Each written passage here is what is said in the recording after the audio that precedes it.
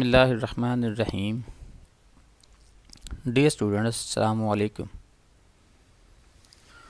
Students, पिछले lecture में हमने एडजस्टमेंट प्रोसेस में दो इम्पॉर्टेंट चीज़ों को डिस्कस करना शुरू किया था कि जिसमें पहले हमने डेफरल्स की एडजस्टमेंट एंट्रीज़ को डिस्कस किया था।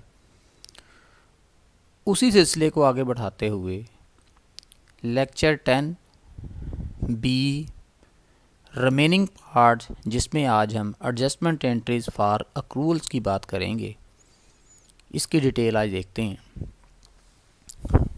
स्टूडेंट्स, अकाउंटिंग के अंदर एडजस्टमेंट प्रोसेस की बड़ी अहमियत होती है, क्योंकि जब भी आपका एक स्टेटेड तयशुदा अकाउंटिंग पीरियड अख्ताम पजीर होता है तो आपको कुछ चीज़ों को एडजस्ट करने की ज़रूरत होती है। ज़ाहिर सी बात है कि कंपनी ने अपने जो तयशुदा अकाउंटिंग पीरियड होता है, चाहे वो 3 महीने का हो, चाहे वो 6 महीने का हो, चाहे वो 1 साल का हो, तो उसकी जब फाइनेंशियल रिपोर्टिंग यानी फाइनेंशियल स्टेटमेंट्स प्रिपेयर करनी होती है तो एक दफ़ा सारे मेंटेन्ड अकाउंटिंग रिकॉर्ड को चेक करने की, उसका तायराना जायज़ा लेने की ज़रूरत होती है। तो उस वक़्त हम महसूस करते हैं, और ये 99% केसेस में ऐसे होता है कि पीरियड एंड पे कुछ आइटम्स ऐसी निकल आती हैं कि जिनको एडजस्ट करने की ज़रूरत होती है। कुछ आइटम्स आप भूल चुके होते हैं, यानी उनकी एंट्रियां नहीं की हुई होती अकाउंटिंग स्टाफ की लापरवाही की वजह से, या और जो चूँकि ह्यूमन एरर्स इग्नोर नहीं किए जा सकते, तो अकाउंटिंग के रिकॉर्ड को मेंटेन करने के लिए, सही रिपोर्टिंग करने के लिए, ताकि वो जो आपका मेंटेन्ड रिकॉर्ड है वो true and fair view present कर सके, तो हमें एडजस्टमेंट करना पड़ती है। तो स्टूडेंट्स, आज हम बात करते हैं adjustment entries for accruals. Overall हमारा लर्निंग ऑब्जेक्टिव नंबर 6, जबकि आज के लेक्चर का लर्निंग ऑब्जेक्टिव नंबर 1 है preparing adjusting entries for accruals. Accrual means ऐसे अखराजात के जिनको भी आपने अदा करना है, लेकिन चूँकि अकाउंटिंग की साइंस या अकाउंटिंग के रूल्स ये कहते हैं कि ऐसे अखराजात जो एक स्पेसिफाइड या स्टेटेड पीरियड से बिलोंग करते हों, उनको जब रिकॉर्ड कर लिया जाता है उसी पीरियड के अंदर ही, चाहे वो अदा हुए हों या ना हुए हों। अक्रूवल्स का कॉन्सेप्ट हम दो मानों में लेते हैं, यानी ऐसे अखराजात के जिनको भी अदा ना किया हो लेकिन वो वकूफ़ पज़ीर हो चुके हों, तो उसके लिए भी अक्रूवल का वर्ड यूज़ करते हैं। और बिल्कुल इसी तरह कि ऐसी रसीट्स या ऐसी आमदन जो भी आपको वसूल ना हुई हो लेकिन लेने वाले का राइट क्रिएट हो चुका हो, उसका जो स्टेटेड पीरियड है वो पूरा हो चुका हो, तो उनको भी हम अक्रूड इनकम या अक्रूवल्स का नाम देते हैं। Accruals are made to record revenues for services performed, यानी वो वसूलियाँ कि जिनके अगेंस्ट आपने सर्विसेज परफॉर्म कर दी होती हैं बट नॉट येट रिकॉर्डेड, लेकिन अभी तक उन्हें रिकॉर्ड नहीं किया होता एट द स्टेटमेंट डेट, जब आप स्टेटमेंट बनाने लगे हैं। इनको हम मजमूई तौर पे अक्रूड रेवेन्यूज़ का नाम देते हैं। या एक्सपेंसेस, ऐसे अखराजात incurred but not yet paid, जो वकूफ़ पज़ीर तो हो चुके हैं, यानी वो अखराजात रिकग्नाइज हो चुके हैं बट अभी उनको अदा नहीं किया, are recorded at the statement date, और जब आप अपनी फाइनेंशियल स्टेटमेंट प्रिपेयर करने लगे हैं तो हमें ज़रूरत होती है कि उनको उसमें रिकॉर्ड कर लिया जाए, और मजमूई तौर पे इनको अक्रूड एक्सपेंसेस का नेम दिया जाता है। स्टूडेंट्स, इसको मज़ीद वजाहत देखते हैं, इसकी करते हैं कि अक्रूड रेवेन्यूज़ जो हैं इसकी मज़ीद डिटेल हम क्या प्रोवाइड कर सकते हैं स्टूडेंट की परफेक्शन के लिए, स्टूडेंट के अंडरस्टैंडिंग के लिए। Revenues for services performed but not yet received in cash, यानी रेवेन्यूज़ ये उन वसूलियों को कहा जाता है कि जिनके अगेंस्ट आपने सर्विसेज तो परफॉर्म कर दी होती हैं, लेकिन इसके अगेंस्ट जो आपकी सर्विसेज फ़ी है, यानी जो कि कैश की सूरत में आपको वसूल होनी होती है, या रेवेन्यू यानी इनकम की सूरत में आपने उनको रिकॉर्ड करना होता है, उनको अभी आपने रिकॉर्ड नहीं किया होता। अब इसका जो यूनिवर्सल रूल ये है, रेवेन्यू रिकॉर्डेड यानी रेवेन्यू को रिकॉर्ड कर लिया जाता है बिफोर कैश रिसीट, जबकि कैश अभी वसूल नहीं हुआ होता। इन फ्यूचर जो तयशुदा डेट होगी या तयशुदा पीरियड होगा उसमें वो पैसा वसूल कर लिया जाएगा। चूँकि अकाउंटिंग के कवानीन के तहत जैसे इंटरनेशनल फाइनेंशियल रिपोर्टिंग स्टैंडर्ड्स आपसे कहते हैं कि रेवेन्यूज़ को या एक्सपेंसेस को उसी पीरियड में ही रिकग्नाइज़ कर देना चाहिए कि जिससे बिलोंग करते हुए वो वकूफ़ पज़ीर हुए होते हैं, चाहे वो वसूल हुए हों या चाहे वो अदा हुए हों या ना हुए हों। Accrued revenues often occurred in regard to, अगर हम इसको मज़ीद तफसील में देखें यानी वो कौन कौन से रूटीन आइटम्स होती हैं कि जब कंपनीज अपना अकाउंटिंग रिकॉर्ड मेंटेन करती हैं तो कौन से अक्रूड रेवेन्यू से रिलेटेड आइटम जो हैं वो शामिल की जा सकती हैं कि जिन्हें हमें एडजस्ट करने की ज़रूरत होती है। इसमें अक्रूड रेंट हो सकता है, यानी रेंट का पीरियड तो पूरा हो गया है लेकिन अभी वो वसूल नहीं हुए। इसी तरह अक्रूड इंटरेस्ट हो सकता है, यानी इंटरेस्ट वसूल करने का राइट तो बन गया है, उसका टाइम पीरियड या पीरियड ऑफ बेनिफिट तो मुकम्मल हो गया है लेकिन अभी वो वसूल नहीं हुआ। और इसी तरह से अगर आप किसी को सर्विसेज परफॉर्म करके देते हैं, सर्विसेज परफॉर्म कर दी हैं लेकिन इसके अगेंस्ट अभी कैश वसूल नहीं हुआ, तो इन आइटम्स को भी अक्रूड रेवेन्यूज़ में शामिल किया जा सकता है। अक्रूड रेवेन्यू में मज़ीद डिटेल में देखते हैं adjusting entry records the receivables, और जब हम इसको रिकॉर्ड करने लगते हैं तो इसका जो एक इम्पैक्ट है वो रिसीवेबल को दिया जाता है, यानी ऐसे पैसे जो अभी आपने अपने कस्टमर से अपने क्लाइंट से वसूल करने हैं, दैट एग्जिस्ट, जो कि मौजूद होते हैं, and records the revenues for services perform, यानी एक सबूत के तौर पे, एक हवाले के तौर पे, एक रेफरेंस के तौर पे उनको रिकॉर्ड करना ज़रूरी होता है उस कस्टमर के हवाले से ही, उस कंपनी के हवाले से ही जिसके लिए आपने कुछ सर्विसेज परफॉर्म की होती हैं। और जो तयशुदा या स्टेटेड टाइम पीरियड होता है एक आर्म लेंथ ट्रांजैक्शन के अंदर जो बोथ पार्टीज़ इन्वॉल्व होती हैं उनका किसी चीज़ पे मुत्तफिक हो जाना या टाइम पीरियड तय कर लेना, ये अकाउंटिंग की बुनियादी शर्त होती है। अब अगर हम इस चीज़ को नोट करना चाहें कि जो हमने अपने कस्टमर से पैसे लेने हैं इसकी एडजस्टमेंट एंट्री क्या हो सकती है, तो इसका पहले हम एनालिसिस करते हैं। Increase debit and asset account, क्योंकि इसके अंदर आपका एक एसेट बन चुका होता है कि जो आप अपने कस्टमर से पैसे लेने होते हैं उनको रिसीवेबल कहा जाता है और इनको डेटर्स का नेम भी दिया जाता है। तो डेटर्स एसेट होते हैं, एसेट जब बढ़ते हैं तो हम उनको डेबिट करते हैं। और बिल्कुल इसी तरह इसके अगेंस्ट एक इनकम भी क्रिएट हो रही होती है, और इनकम्स के मतलब या रेवेन्यूज़ के मतलब स्टूडेंट्स ये जानते हैं कि जब इनकम या रेवेन्यूज़ बढ़ते हैं तो उनको क्रेडिट किया जाता है। तो इंक्रीज़ ये भी बढ़ रही है, क्रेडिट और रेवेन्यू अकाउंट। तो स्टूडेंट जब हम इसकी एंट्री पास करेंगे तो इसकी एंट्री की वजाहत तो हमने ये कर दी है कि एसेट्स जब बढ़ते हैं तो इनको डेबिट किया जाता है, बिल्कुल इसी तरह जब इनकम्स बढ़ती हैं तो इनको क्रेडिट किया जाता है। तो अगर हम इन दो चीज़ों का डेबिट और क्रेडिट इम्पैक्ट इनके रेलिवेंट लेजर में पोस्ट करना चाहें तो ये नीचे स्टूडेंट्स मैंने दो लेजर जो हैं वो प्रोवाइड कर दिए हैं, एक एसेट का लेजर है और एक रेवेन्यू का लेजर है।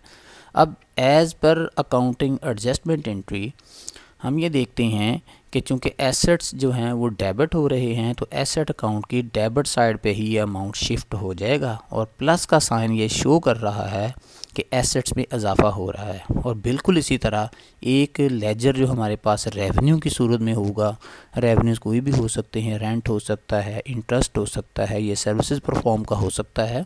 तो इसके भी ये अगर चूँकि हमने जो एनालिसिस किया है इसके मुताबिक रेवेन्यू अकाउंट क्रेडिट हो रहा है तो इस रेवेन्यू अकाउंट की क्रेडिट साइड पे ये अमाउंट पोस्ट कर देंगे, और यहाँ पे ये जो प्लस का साइन है ये शो कर रहा है कि रेवेन्यूज़ भी इंक्रीज़ कर रहे हैं। अब स्टूडेंट्स हम थोड़ी सी इसकी प्रैक्टिस करते हैं, कोई प्रैक्टिकल एग्जांपल लेते हैं कि अगर हमें काम करते हुए अपनी वर्किंग एनवायरनमेंट के अंदर कुछ इस किस्म की ट्रांजैक्शंस हमारे सामने आती हैं तो हम इसका बेसिक एनालिसिस कैसे करेंगे, इसकी काउंटिंग एंट्री कैसे पास करेंगे। इलस्ट्रेशन है जी, in October Yazici advertising and corporation performed services worth pound 200 यानी सर्विसेज परफॉर्म कर दी हैं या ज़िकी एडवर्टाइजिंग ने और 200 पाउंड्स का इसका मुआवजा तय पाया है, दैट वर नॉट बिल्ड जिसका भी बिल नहीं भेजा गया टू क्लाइंट इन अक्टूबर में इसके हवाले से कोई पेशरफ्त नहीं हुई। लेकिन चूँकि ये ट्रांजैक्शन अक्टूबर में हो चुकी है तो हम इसको पहले कैसे रिकॉर्ड करेंगे, चूँकि यहाँ पे आपने सर्विसेज दे दी हुई हैं और आपका रेवेन्यू का एक हक बन चुका है लेकिन अभी वो वसूल नहीं हुआ, तो हम इसकी एडजस्टमेंट एंट्री क्या करेंगे, यानी इसको रिकॉर्ड जब करने बैठेंगे तो कैसे करेंगे। अकाउंट रिसीवेबल डेबिट हो जाएगा क्योंकि हमारे एसेट्स में इजाफा हो गया है, हमने सर्विसेज परफॉर्म कर दी हैं, जबकि इसी तरह हमारी एक इनकम में भी इजाफा हो चुका है, चाहे वो भी आपको वसूल नहीं हुई, तो हमने सर्विस रेवेन्यू के नेम से एक अकाउंट को क्रेडिट कर दिया है। और चूँकि हमारा अमाउंट तयशुदा है पाउंड 200, तो इस एंट्री में इसको हम एंटर कर देंगे। ऑन नवंबर 10 याज़िकी रिसीव्स कैश, अगले मरहले पे चूँकि पहले आपने सर्विसेज दे दी हैं उस रेवेन्यू को नोट कर लिया है, कुछ दिन के बाद यानी 10 दिन के बाद Yazici receives cash of pound 200 for the services performed. Yazici ने जो तयशुदा 200 पाउंड था जिसके अगेंस्ट उसने सर्विसेज ऑलरेडी प्रोवाइड कर दी हुई हैं, इसको वसूल कर लेगा। तो चूँकि अब ये जो पैसे हैं आपके पास कैश की सूरत में वसूल हो रहे हैं, तो कैश एक एसेट होता है, एसेट जब बढ़ते हैं तो उनको डेबिट किया जाता है। तो इस स्टेज पे जो हम अपनी एडजस्टमेंट एंट्री पास करेंगे वो क्या होगी, कैश को हम डेबिट कर देंगे 200 के साथ और अकाउंट रिसीवेबल कि जिनको हमने करंट एसेट्स के तौर पे नोट किया था, यानी अपने कस्टमर से जो पैसे लेने थे वो वसूल हो गए हैं। तो यहाँ पे इसका एनालिसिस कुछ यूँ होगा कि एक एसेट हमारा बढ़ गया है, यानी कैश की सूरत में हमारी लिक्विडिटी पोजीशन बेहतर हो गई है, जबकि हमारा जो अकाउंट रिसीवेबल था वो भी एक एसेट था, लेकिन चूँकि उनसे पैसे वसूल हो गए हैं तो उसमें कमी आनी चाहिए। तो एक एसेट हमारा जो है वो डेबिट हो गया और एक करंट एसेट हमारा क्रेडिट हो गया। अगर स्टूडेंट जैसा कि हम पहली मतलब जितनी भी अकाउंटिंग ट्रांजैक्शंस करते रहे हैं एडजस्टमेंट लेवल पे, उसका एक फाइनेंशियल एनालिसिस भी करते रहे हैं जिनको हमने 4 स्टेजेस पे तकसीम किया हुआ है। जैसा कि हम इसको पहली स्टेज को बेसिक एनालिसिस कहते हैं, दूसरी स्टेज को हम इक्वेशन एनालिसिस कहते हैं, थर्ड स्टेप पे हम डेबिट क्रेडिट एनालिसिस करते हैं कि कौन से अकाउंटिंग टाइटल को डेबिट करना है और कौन से अकाउंटिंग टाइटल को क्रेडिट करना है। फिर जर्नल एंट्री को देखते हैं, ये चूँकि हम पिछली स्लाइड पे पहले ही पास कर चुके हैं, और फिर इसका पोस्टिंग प्रोसीजर कि यहाँ से इसको अगर रेलिवेंट लेजेस में पोस्ट किया जाएगा तो क्या होगी। तो बेसिक एनालिसिस में तो ये चीज़ तय हो चुकी है। एसेट अकाउंट यानी रिसीवेबल इज़ इंक्रीज्ड, हमारे रिसीवेबल में इजाफा हुआ है पाउंड 200 से, और इसके अगेंस्ट आपकी एक आमदन भी जो रिकग्नाइज हो गई उसमें भी इजाफा हुआ है। अगर हम इसका बेसिक इक्वेशन एनालिसिस करें तो इक्वेशन तो यही होती है, asset is equal to liabilities plus equity. तो चूँकि हमारे एसेट में इजाफा हुआ है तो एसेट के नीचे हम अकाउंट रिसीवेबल लिखेंगे, और ये प्लस का साइन यहाँ पे ये शो कर रहा है कि हमारे एसेट्स में इजाफा हो रहा है। और बिल्कुल इसी तरह से चूँकि जब आपके एसेट्स में इधर इजाफा हो रहा है तो डेफिनेट सी बात है कि अकाउंटिंग इक्वेशन में राइट साइड पे भी आपके पास इसकी इनकम में भी एक इजाफा हुआ है, और इनकम अल्टीमेटली कंपनी या बिज़नेस की इक्विटी में जाके प्लस हो जाती है। तो इसकी इक्विटी के नीचे हम सर्विस रेवेन्यू लिखेंगे और प्लस 200 यहाँ भी लिख देंगे। डेबिट क्रेडिट एनालिसिस में हम पहले ही दे चुके हैं कि जब एसेट्स बढ़ते हैं तो उनको डेबिट किया जाता है, और इसी तरह जब इनकम्स भी बढ़ती हैं चाहे वो वसूल ना हुई हों उनको भी आप क्रेडिट कर देते हैं। तो इसका जो अकाउंटिंग एंट्री हो जाएगी, हम अकाउंट रिसीवेबल को डेबिट कर देंगे 200 पाउंड के साथ, और सर्विस रेवेन्यू जो कि हमारी आमदन है चाहे वो अभी वसूल नहीं हुई उसको हम क्रेडिट कर देंगे सेम अमाउंट के साथ। और जब हम इनको इनके रेलिवेंट लेजेस के अंदर पोस्ट करेंगे तो हमें पहले 2 लेजर ड्रॉ करने की ज़रूरत है कि जिसमें एक लेजर अकाउंट रिसीवेबल यानी एसेट का होगा और दूसरा लेजर सर्विस रेवेन्यू यानी रेवेन्यू का अकाउंट होगा। अपनी नौइयत के एतबार से इनकी फितरत जो है, इनकी जो नेचर है वो डिफरेंट होती है, एक दूसरे के अपोजिट होती है। तो अकाउंट रिसीवेबल चूँकि यहाँ पे डेबिट हो रहा है तो हम अकाउंट रिसीवेबल की डेबिट साइड पे ये 200 को पोस्ट कर देंगे। और इसी तरह सर्विस रेवेन्यू जो है वो क्रेडिट हो रहा है तो इसको सर्विस रेवेन्यू की क्रेडिट साइड पे हम पोस्ट कर देंगे। क्योंकि हमने अभी सिर्फ ये करंट ट्रांजैक्शन देखना है कि हम इसको जो एडजस्ट कर रहे हैं, तो मैं इसी की वजाहत कर रहा हूँ। अगर किसी लेजर में ओपनिंग बैलेंस के तौर पे या पास्ट ट्रांजैक्शन के तौर पे कोई और अमाउंट भी एग्जिस्ट कर रहा है तो वो इस वक्त हमारा मतमा नज़र नहीं है। हमने सिर्फ इस पोस्टिंग को देखना है कि जिसकी हमने एडजस्टमेंट प्रोसेस के तहत एंट्री की है। अक्रूड रेवेन्यूज़, अब इसको समराइज़ करते हैं।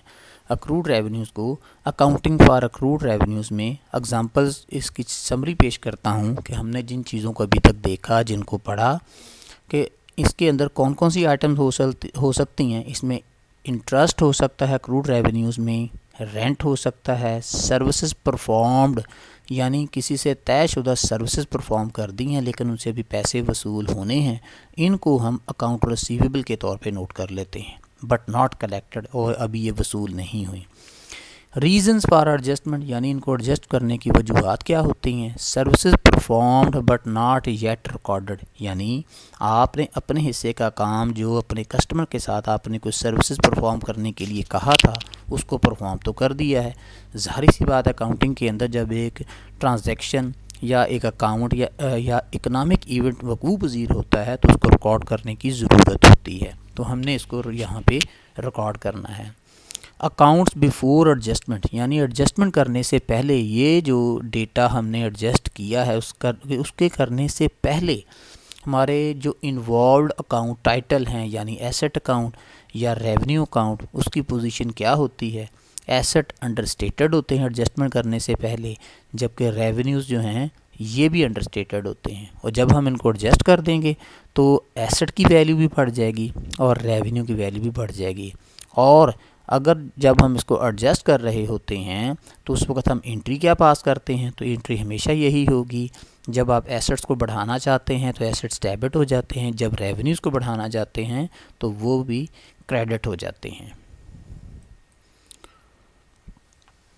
दूसरे एलिमेंट अक्रूवल्स के अंदर अक्रूड एक्सपेंस की बात करते हैं, यानी ऐसे अखराजात के जिनको हमने अभी अदा नहीं किया, यानी physical movement of cash, cash inflow cash outflow नहीं हुआ, लेकिन चूँकि एक ख़ास पीरियड से रिलेट करते हुए जो एक्सपेंसेस होते हैं अकाउंटिंग रूल्स के तहत उनको रिकॉर्ड कर लिया जाता है उसी पीरियड में कि जिस पीरियड से वो रिलेट कर रहे होते हैं। तो expenses incurred but not yet paid यानी अखराजात हो चुके हैं लेकिन अभी तक उनको रिकॉर्ड नहीं किया। इन कैश आर रिकॉर्डेड यानी या कैश में पे नहीं उसे किया या उसको अभी रिकॉर्ड नहीं किया। तो इसका जो यूनिवर्सल रूल है, एक्सपेंस को रिकॉर्ड कर लिया जाता है, expense recorded before cash payment, यानी जिस वक्त वो अखराजात वकूअ पज़ीर होते हैं उनको साथ ही नोट कर लिया जाता है अकाउंटिंग रूल्स के तहत, चाहे अभी आपने उसकी अदायगी करनी हो। चूँकि इंटरनेशनल फाइनेंशियल रिपोर्टिंग स्टैंडर्ड्स के तहत ये कवानीन हैं और ये तयशुदा बात है कि एक्सपेंसेस को उसी वक्त नोट कर लिया जाता है कि जब वो वकूअ पज़ीर होते हैं, चाहे उसके अगेंस्ट अभी आपने कैश पेमेंट की हो या सिर्फ आप अपने उसका वादा ही कर लेते हैं। Accrued expenses often occurred in regard to, अब मिसाल के तौर पे कौन कौन सी ऐसी आइटम्स हो सकती हैं जो कि अक्रूड एक्सपेंसेस में आ सकती हैं। इसमें इंटरेस्ट अक्रू कर सकता है, यानी इंटरेस्ट अभी आपने अदा करना हो, आपने कोई लोन लिया हुआ है उसके ऊपर आपका इंटरेस्ट पेएबल होता है तो अभी आपने अदा नहीं किया। इस तरह टैक्सेस की जो होते हैं इनको भी पेंडिंग कर सकते हैं, जिस ख़ास पीरियड से रिलेट करते हुए टैक्सेस होते हैं इनको भी अक्रू किया जा सकता है। अक्रूड सैलरीज़ हो सकती हैं, अक्रूड वेजेस हो सकती हैं। इस तरह से वो तमाम अखराजात कि जो किसी ख़ास पीरियड से रिलेट करते हैं उनको आपने जब वो वकूअ पज़ीर हो जाएंगे उनको रिकॉर्ड तो कर लेना है, लेकिन चाहे आप उसको अदा ना करें, इनको मजमूई तौर पे आप अक्रूड एक्सपेंसेस का नेम देते हैं। अक्रूड एक्सपेंसेस को ज़रा डिटेल में आप देखते हैं। एडजस्टिंग एंट्री यानी जिस वक्त हमने इसको रिकॉर्ड करना है तो हमने इसको एडजस्टमेंट एंट्री के थ्रू ही करना है। वो कैसे एडजस्ट कर सकते हैं? Adjusting entry record the obligation, यानी हमारी जो जिम्मेदारी होती है उसको भी रिकॉर्ड करने की ज़रूरत होती है। एंड रिकग्नाइज द एक्सपेंसेस, और मतलब ये जो एक्सपेंसेस होते हैं ये भी आपको इसको रिकॉर्ड करना आपकी ज़िम्मेदारी ही कहलाती है। और अखराजात की लिस्ट में भी इसको शामिल करना चाहिए। मसलन मेरा एक बिजली का बिल है एक महीने का जो पेंडिंग है, और बिजली तो मैंने उस महीने में कंज्यूम कर ली हुई है, तो ख़र्चे के तौर पे मैं अपने उस महीने की इनकम स्टेटमेंट के अंदर इसको रिकग्नाइज़ करूँगा। लेकिन मीनवाइल मैं ये भी तो देखूँगा कि अभी मैंने ये बिल अदा नहीं किया, तो लायबिलिटी या एक ज़िम्मेदारी के तौर पे इसको बैलेंस शीट में करंट लायबिलिटी के पोर्शन का हिस्सा भी बनाऊँगा। अब जब हम इसकी एडजस्टमेंट एंट्री करते हैं तो बुनियादी तौर पे हमने ये देखना होता है कि अगर कोई एक्सपेंस बढ़ रहा है तो एक्सपेंसेस की ये नेचर होती है कि जब एक्सपेंसेस बढ़ते हैं तो इनको डेबिट किया जाता है, और इसी तरह अगर आपकी लायबिलिटी में कोई इजाफा हो रहा होता है तो वो भी इंक्रीज़ हो रही है तो उनको क्रेडिट कर दिया जाता है। अपनी नेचर या नौइयत के एतबार से एक्सपेंसेस और लायबिलिटीज़ एक दूसरे की ज़िद होती हैं, इनका जो इफ़ेक्ट होगा वो एक दूसरे के उलट होगा। यानी एक्सपेंस यहाँ पे अगर डेबिट हो रहा है तो इसके अगेंस्ट आपकी लायबिलिटी में भी इजाफा हो रहा है, लेकिन लायबिलिटी जब बढ़ती है तो वो क्रेडिट होती है। अब जब हमने बुनियादी एनालिसिस कर लिया कि जब ऐसे अखराजात के जिनको अभी आपने अदा ना किया हो उनको रिकॉर्ड कर लिया, यानी एनालिसिस भी कर लिया, उसको रिकॉर्ड करने का तरीका भी सीख लिया, तो अब इसको पोस्ट इनके रेलेवेंट लेजर्स में कैसे करना है। अक्रूड एक्सपेंसेस का जो लेजर होगा उसमें चूँकि एक्सपेंसेस इंक्रीज़ कर रहे हैं तो उसकी डेबिट साइड पे आप इसको पोस्ट करेंगे, और यहाँ पे ये प्लस का साइन इस चीज़ की वजाहत कर रहा है कि एक्सपेंसेस बढ़ रहे हैं।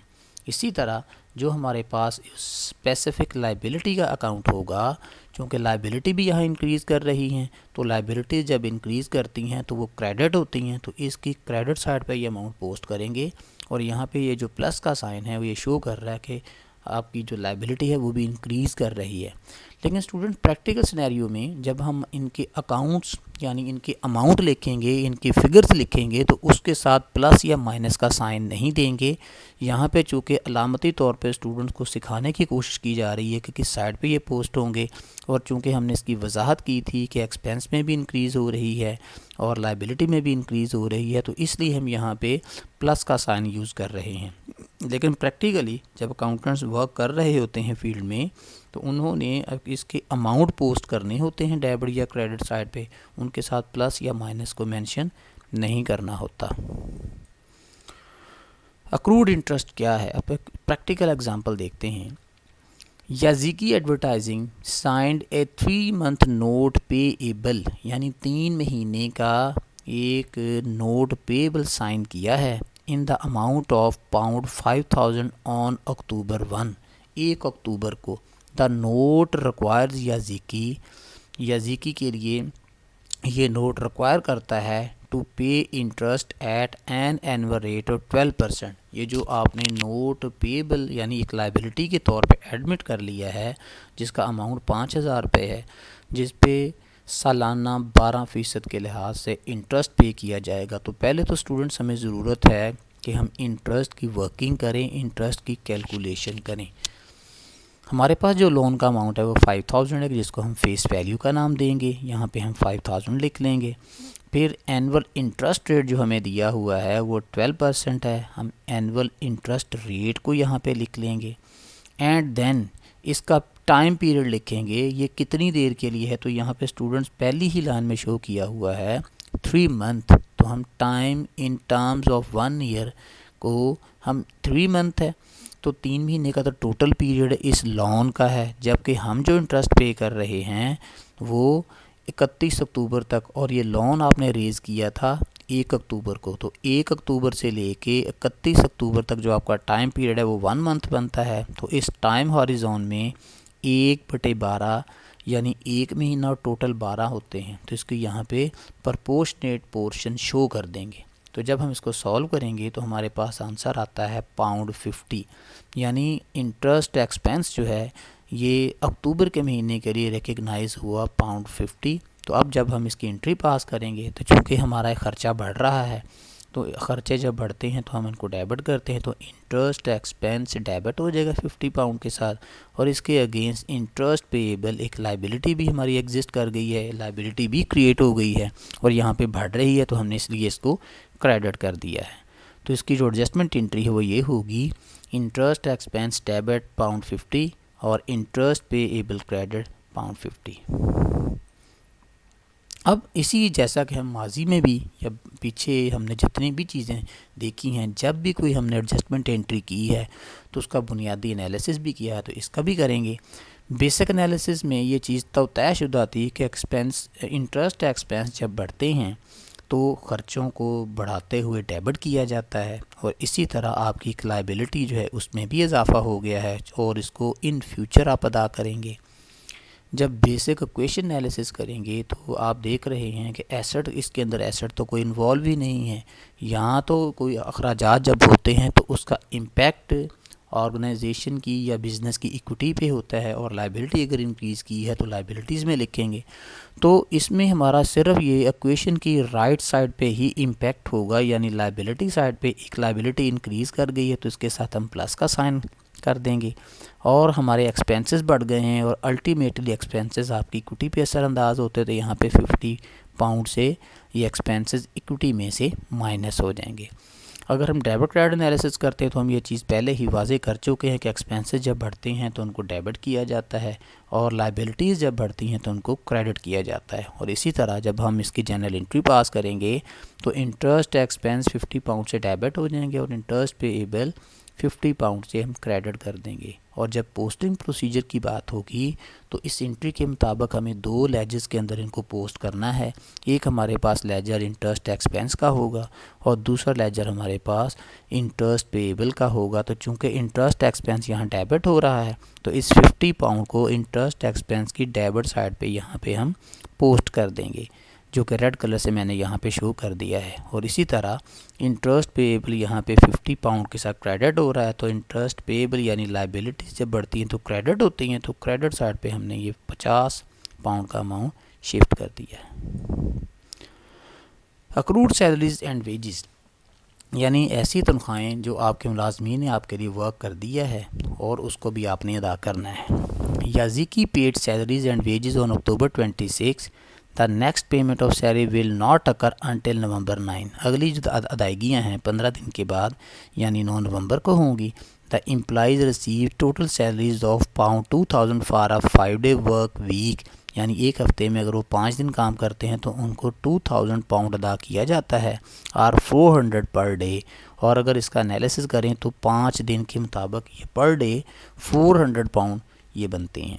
10 accrued salaries at October 31 are 1200, यानी हमें ये पता चला कि जब हमारा ये पीरियड 31 अक्टूबर को ख़त्म हुआ तो 26 से लेके 31 तक हमारे पास वो कितने दिन बनते हैं, और हम यहाँ पे अंदाज़ा लगाएंगे कि हमारे पास उस वक़्त का दिन क्या है, यानी ये अक्टूबर और ये नवंबर के दिन हमारे पास 26 तारीख को पहले हम देखेंगे फ्राइडे है।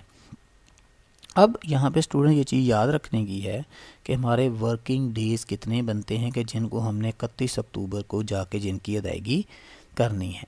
तो स्टार्ट ऑफ पीरियड है हमारा 15 जो कि अक्टूबर है। यहाँ से चूँकि जब हमने बुनियादी एनालिसिस किया तो हम पे ये चीज़ वाज़े हुई। अच्छा, जब याजिकी पेड सैलरी वेज अक्टूबर 26 को तो आपने लास्ट अदायगियाँ कर दी हैं जो कि इस वीक से रिलेट करती थी। एक वीक में 7 दिन होते हैं और इंटरनेशनली स्टूडेंट्स ये याद रखने की ज़रूरत है कि 5 वर्किंग डेज़ होते हैं, सैटरडे और संडे ऑफ होता है। अगर फ्राइडे को पिछले वीक की अदायगियाँ हो गई हैं, सैटरडे की भी छुट्टी आ गई है, संडे 28 की भी छुट्टी आ गई, तो इसका मतलब है हमारे वर्किंग डे तो फिर 3 ही बनते हैं, यानी मंडे, ट्यूसडे और वेडनेसडे, जो कि 29, 30 और 31 अक्टूबर बनते हैं। तो ये 3 वर्किंग डेज़ हैं।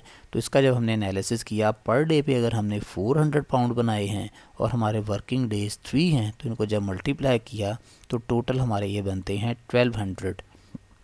तो बुनियादी एनालिसिस इस कैलेंडर को देखते हुए तो हमने कर लिया, हमें पता चल गया कि हमारे टोटल वर्किंग डेज़ क्या हैं और पर वर्किंग डे पे हम अदायगी अपने मुलाजमीन की वेजेस की क्या करते हैं। तो अब हमने अपनी लाइबिलिटीज़ का तयन कर लिया है। अब हम देखते हैं इसका बुनियादी एनालिसिस करते हैं कि हमें ये चीज़ का पता चल गया कि हमारा एक एक्सपेंस तो हो गया है, यानी हमने वेजेस या सैलरीज अदा करनी है अपने मुलाजमीन की, और इसके अगेंस्ट हमारी एक लाइबिलिटी भी जो है वो एग्जिस्ट कर रही है, क्रिएट हो रही है, बढ़ रही है। जब हम इसका इक्वेशन एनालिसिस करेंगे तो इसके अंदर चूँकि एसेट कोई भी इन्वॉल्व नहीं है, तो इक्वेशन के अंदर एसेट में तो कोई इम्पैक्ट नहीं होगा, दोनों इम्पैक्ट राइट साइड पे यानी लाइबिलिटी की तरफ होंगे। जब एक लाइबिलिटी बढ़ती है तो इसको हमने 1200 से प्लस कर दिया, यानी सैलरीज एंड वेजेस पेएबल के नेम से। और इसी तरह से चूँकि जब अखराजात बढ़ते हैं तो उसका नेट इम्पैक्ट आपकी इक्विटी पे होता है, तो इक्विटी में से 1200 माइनस हो जाएगा। डेबिट क्रेडिट एनालिसिस जब करेंगे तो हमें पता है कि जब एक्सपेंसेस बढ़ते हैं तो उनको हम डेबिट करते होते हैं, और जब लाइबिलिटीज़ में इजाफा होता है तो उनको क्रेडिट किया जाता है। तो इसी तरह हम एक एंट्री पास कर लेंगे, थ्रू जनरल एंट्रीज़ को अकाउंटिंग रिकॉर्ड में रिकॉर्ड किया जाता है। तो हम लिखेंगे salaries and wages expense debit, salaries and wages payable credit. तो स्टूडेंट्स हमें तो इस डिमांड के मुताबिक चलने की ज़रूरत है कि अगर सिर्फ एंट्री मांगी जाए तो हम सिर्फ एंट्री कर देंगे, अगर हमसे सिर्फ बुनियादी एनालिसिस करवाया जाए कि एक ट्रांजैक्शन हुई है, इसका इम्पैक्ट बताइए कि अकाउंटिंग इक्वेशन पे क्या होगा, तो फिर हम इस सूरत में बयान करेंगे। इसी तरह चूँकि एंट्री के अंदर दो, एक एक्सपेंस और एक लाइबिलिटी का अकाउंट टाइटल इन्वॉल्व है, तो मुझे दोनों के लेजर बनाते हुए दोनों को ड्रॉ करने की ज़रूरत है। एक सैलरीज एंड वेजेस एक्सपेंस का लेजर मुझे चाहिए और एक सैलरीज एंड वेजेस पेएबल एक लाइबिलिटी का अकाउंट मुझे चाहिए। तो जैसे ये डेबिट या क्रेडिट हो रहे हैं, हम उसकी रिक्वायर्ड जो मेरिट है उसके मुताबिक इनको पोस्ट कर देंगे।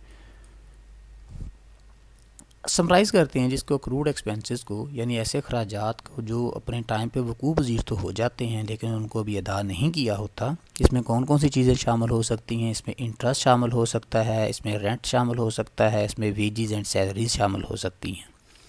रीजंस फॉर एडजस्टमेंट, इनको एडजस्ट क्यों किया जाता है? Expenses have been incurred but not yet paid in cash are recorded, कि इनको चूँकि एक ट्रांजैक्शन जब किसी ख़ास पीरियड से रिलेट करती है तो उसको रिकॉर्ड करने की ज़रूरत होती है, तो हम इसलिए इसको एडजस्ट करते हैं ताकि fair presentation of financial statement हो सके। अकाउंट्स बिफोर एडजस्टमेंट, यानी ऐसे एडजस्टमेंट करने से पहले आपके जो इन्वॉल्व अकाउंट टाइटल होते हैं उनकी पोजीशन क्या होती हैं? एक्सपेंसेस अंडरस्टेटेड होते हैं चूँकि पहले इनको रिकॉर्ड नहीं किया होता है, और इसी तरह से आपकी लाइबिलिटीज़ भी अंडरस्टेटेड होती हैं क्योंकि हमारी एंट्रीज़ के मुताबिक दोनों में ही इजाफा हो जाता है। और जब हम इसको एडजस्ट करते हुए एडजस्टिंग एंट्री करते हैं तो एक्सपेंसेस को डेबिट कर दिया जाता है, जबकि लाइबिलिटीज़ को क्रेडिट कर दिया जाता है। स्टूडेंट्स अब यहाँ पे एक प्रैक्टिकल हम सिनेरियो देखते हैं, एक क्वेश्चन के जिसमें हम कुछ चीज़ों को एडजस्ट करने की कोशिश करेंगे। Micro computer services began operation on August 1, 2017। At the end of अगस्त 2017, यानी अगस्त के एंड पे 31 अगस्त 2017 को management prepares monthly financial statements. तो कंपनी जो है वो मंथली फाइनेंशियल स्टेटमेंट बनाएगी।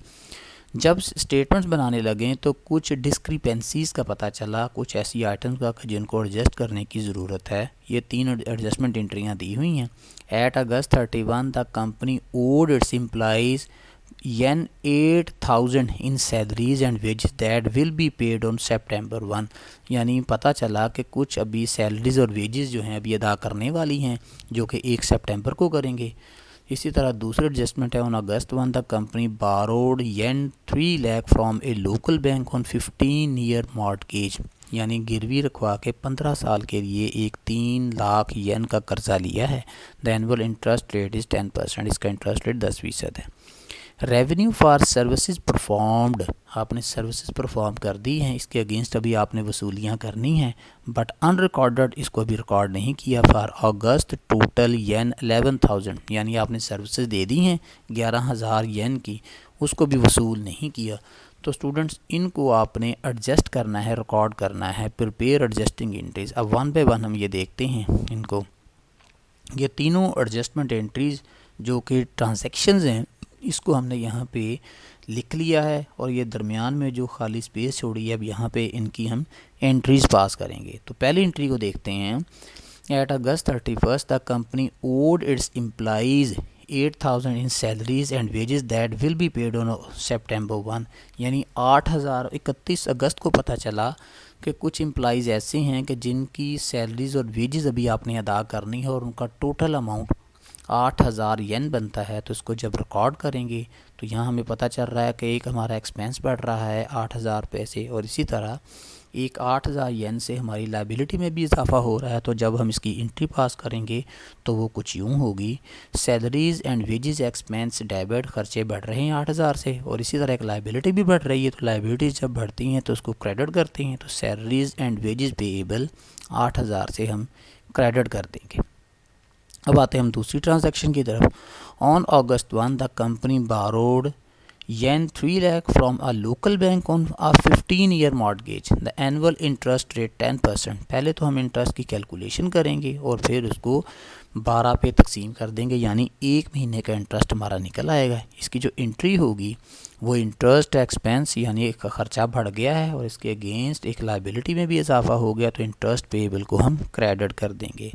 तो स्टूडेंट ये जो 2500 रुपये का अमाउंट आया है इसको हम कैसे कैलकुलेट करेंगे? 3 लाख को 10% से हम ज़रब दे देंगे। जब ये आपके पास अमाउंट यानी 30,000 निकल आएगा तो 30,000 को डिवाइडेड बाय 12, चूँकि एक साल में 12 महीने होते हैं और हमने सिर्फ अगस्त के महीने एक महीने का इंटरेस्ट नोट करना है, तो वो 2500 आपके पास येन बन रही हैं। तो अब ये एंट्री हो गई, एक खर्चा बढ़ गया, इंटरेस्ट एक्सपेंस को हमने डेबिट कर दिया, और इसी तरह एक लाइबिलिटी में इजाफा हो गया तो इंटरेस्ट पेएबल हमने क्रेडिट कर दिया। तीसरी एंट्री हम देखते हैं, रेवेन्यूज़ फॉर सर्विसेज परफॉर्म्ड। हमने ऑलरेडी सर्विसेज परफॉर्म कर दी हैं 11,000 येन की अपने कस्टमर के लिए। उस पैसों के लिए हमने ना अभी बिल भेजा है ना वसूल हुए हैं, लेकिन अकाउंटिंग स्टेटमेंट्स की रिक्वायरमेंट्स के तहत कि एक्सपेंसेस या रेवेन्यूज़ जिस पीरियड में जो अकर करते हैं उसी में इसको रिकॉर्ड कर लेना चाहिए। तो हमें ज़रूरत है इसको रिकॉर्ड करने की। तो अभी ये पैसे हमें वसूल नहीं हुए तो अकाउंट रिसीवेबल के नेम से हम इनको डेबिट कर लेंगे, क्योंकि एसेट्स में जब इजाफा होता है तो वो डेबिट होते हैं। और इसी तरह एक रेवेन्यू में इजाफा हो रहा है जिसको हम सर्विस रेवेन्यू का नाम देंगे, और रेवेन्यू जब बढ़ते हैं तो उसको हम क्रेडिट करते हैं। तो हमारे पास एडजस्टमेंट एंट्री हो गई, account receivable debit, service revenue credit.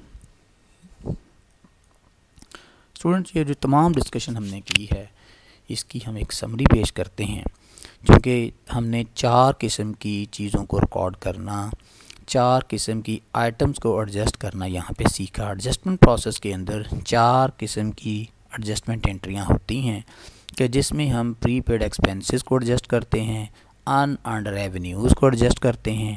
इन दो चीज़ों को हम मजमूई तौर पे डेफरल्स का नेम देते हैं, जो कि लेक्चर नंबर 10 पार्ट ए के अंदर हमने डिस्कस कर लिया था। इसी तरह आज के लेक्चर में जो दो चीज़ें लास्ट वाली यानी अक्रूड रेवेन्यूज़ और अक्रूड एक्सपेंसेस को हमने डिस्कस किया है, इनको एडजस्टमेंट करने से पहले जो इनके अकाउंट की जो पोजीशन होती है इन अकाउंट आइटम्स की, प्रीपेड एक्सपेंसेस की सूरत में एसेट ओवरस्टेटेड होते हैं जबकि एक्सपेंसेस अंडरस्टेटेड होते हैं। और जब हम इसको एडजस्ट करते हैं तो उस वक्त हमने एंट्री क्या पास करनी होती है, एक्सपेंसेस को हम डेबिट कर देते हैं जबकि एसेट्स को हम क्रेडिट कर देते हैं। और एसेट की तरफ जो हमारा इम्पेक्ट होता है वो एक कॉन्ट्रा एसेट के अकाउंट के थ्रू होता है कि जिसको हम अक्यूमुलेटेड डेप्रिसिएशन का नेम देते हैं। इसी तरह दूसरी आइटम है अनअर्न्ड रेवेन्यूज़, यानी ऐसे रेवेन्यू जो आपने पहले वसूल तो कर लिए हैं लेकिन इसके अगेंस्ट अभी आपने सर्विसेज देनी है या इसका पीरियड ऑफ बेनिफिट अभी एक्सपायर नहीं हुआ। तो जब हमने इसको रिकॉर्ड किया तो इसको एडजस्टमेंट करने से पहले जो पोजीशन होगी, लाइबिलिटीज़ हमारी ओवरस्टेटेड होती हैं जबकि रेवेन्यूज़ हमारे अंडरस्टेटेड होते हैं। और जब हम इसको एडजस्ट करते हैं तो एंट्री हम क्या करते हैं, लाइबिलिटीज़ को हम डेबिट कर देते हैं और रेवेन्यूज़ को हम क्रेडिट कर देते हैं।